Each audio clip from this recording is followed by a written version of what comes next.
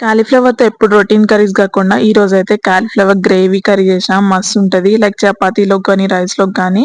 And first అయితే మనం cauliflower అయితే బాయిల్ చేసుకొని సైడ్‌కి పెట్టేసుకోవాలి. తర్వాత ఇంకొక పాన్‌లో అయితే మనం ఆనియన్స్, ఇంకా జీడిపప్పు, చెక్క, లవంగం, టొమాటోస్ ఇవైతే ఫ్రై చేసుకొని, లైక్ కొంచెం అల్లం వెల్లుల్లి పేస్ట్ కూడా వేసుకోండి. సో, దీన్నైతే ఇట్లా పేస్ట్ లాగా చేసుకోవాలి. తర్వాత ఏం చేస్తారంటే ఇంకో పాన్ తీసుకొని, దాంట్లో కొంచెం మిర్చి, కరివేపాకు వేసుకొని ఈ గ్రేవీ అయితే దాంట్లో వేసుకోండి. సో, అది మొత్తం మంచిగా ఉడికి ఇట్లా ఆయిల్ బయటకొచ్చిన తర్వాత అప్పుడు కొంచెం గరం మసాలా, సాల్ట్, కారం, ఇంకా పసుపు, ధనియాల పొడి ఇవన్నీ మీ టేస్ట్ తగ్గట్టు వేసుకోండి. సో, ఇది కూడా మంచిగా ఫ్రై అయ్యి ఆయిల్ అంతా బయటకొచ్చిన తర్వాత అప్పుడు మనం బాయిల్ చేసుకున్న కాలీఫ్లవర్‌ని దాంట్లో వేసుకోండి. సో, ఇది కొంచెం కలిపేసుకున్న తర్వాత అప్పుడైతే కొంచెం వాటర్, ఇంకా కొంచెం చింతపండు రసం వేసుకోండి. అది మొత్తం ఉడికిన తర్వాత అప్పుడు కొత్తిమీర వేసుకుంటే కర్రీ అయితే రెడీ అయిపోతుంది. నేనైతే రోటీలోకి తిన్నా మస్తుంది. సో, మీరు కూడా ట్రై చేసి ఎలా ఉందో